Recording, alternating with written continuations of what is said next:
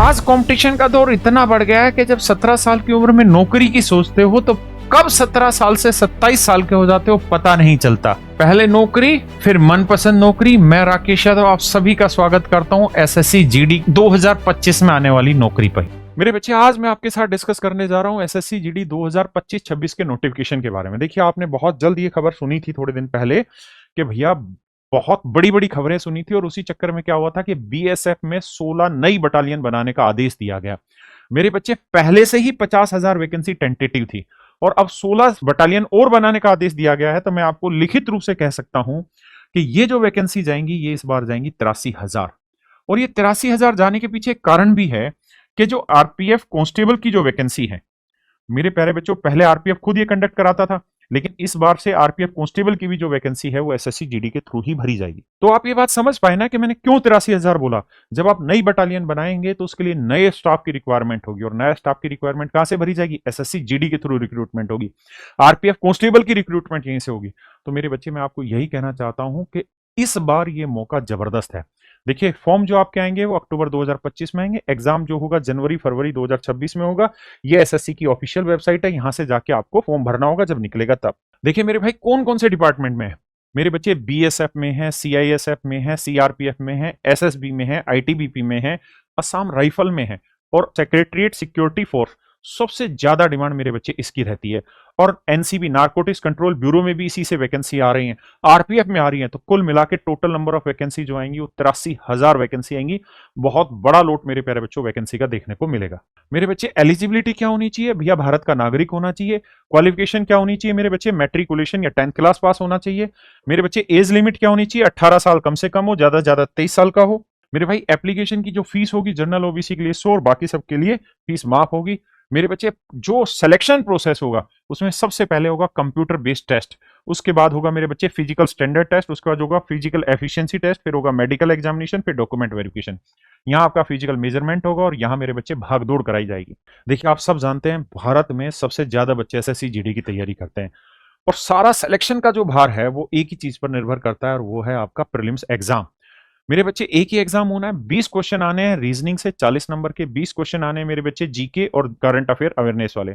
20 question आने हैं math से यानी मेरे हिस्से से, और 20 ही क्वेश्चन हिंदी या इंग्लिश में से कोई एक सब्जेक्ट चुनेंगे उससे। तो कुल मिला के 160 नंबर के आने हैं, 80 सवाल आने हैं, 60 मिनट का समय मिलेगा इन 80 सवालों को पेपर में सोल्व करने के लिए।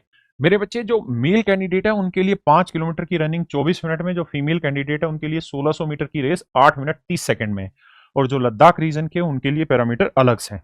अब आते हैं जी हाइट के लिए। तो मेरे बच्चे, चेस्ट 5 सेंटीमीटर एक्सपेंशन के साथ 80 सेंटीमीटर नहीं के बिना 80 होनी चाहिए, 5 एक्सपेंशन होना चाहिए। हाइट 170 सेंटीमीटर होनी चाहिए। चेस्ट मेरे बच्चे एससी एसटी वाले बच्चों के लिए 75 + 5 होनी चाहिए। हाइट 162 सेंटीमीटर होनी चाहिए और फीमेल के लिए ये पैरामीटर्स हैं। अब आते हैं मेरे बच्चे सामान्य बुद्धि और reasoning, general intelligence and reasoning में क्या क्या पूछा जाता है। जो पीछे पैटर्न है मैंने उसी हिसाब से बताया कि एनालॉगी आपसे पूछा गया, समानताएं और असमानताएं पूछे गए, स्थानिक दर्शय पूछे गए, स्थान निर्धारण पूछे गए, दर्शय स्मृति, भेदभाव, अवलोकन, रक्त संबंध की अवधारणाएं पूछी गई हैं। मेरे बच्चे, अंगणितीय अरिथमेटिकल रीजनिंग पूछा गया है, फिगर क्लासिफिकेशन पूछा गया, अंगणितीय संख्या श्रृंखला पूछी गई है, नॉन वर्बल सीरीज पूछी गई और मेरे बच्चे कोडिंग एंड डिकोडिंग पूछा गया है। अब आते हैं मेरे बच्चे सामान्य ज्ञान और सामान्य जागरूकता। तो भाई करंट अफेयर पूरा पूछा जाना है। इतिहास, संस्कृति, भूगोल, आर्थिक दर्शय, सामान्य राजनीति, माफ करिए, भारतीय संविधान और वैज्ञानिक अनुसंधान पूछा जाना है। प्राथमिक गणित पर बात करते हैं तो सबसे ज्यादा सवाल जो रहते हैं वो नंबर सिस्टम से रहते हैं। उसके बाद मेरे बच्चे कंप्यूटेशन ऑफ होल नंबर्स रहता है, डेसिमल्स रहता है। उसके बाद मेरे बच्चे फंडामेंटल ऑफ अरिथमेटिकल ऑपरेशंस रहते हैं, परसेंटेज रहता है, रेशियो, एवरेज, इंटरेस्ट, इंटरेस्ट में सीआई और एसआई दोनों होता है, profit and loss, discount, time speed and distance, ratio and time, और समय और काम।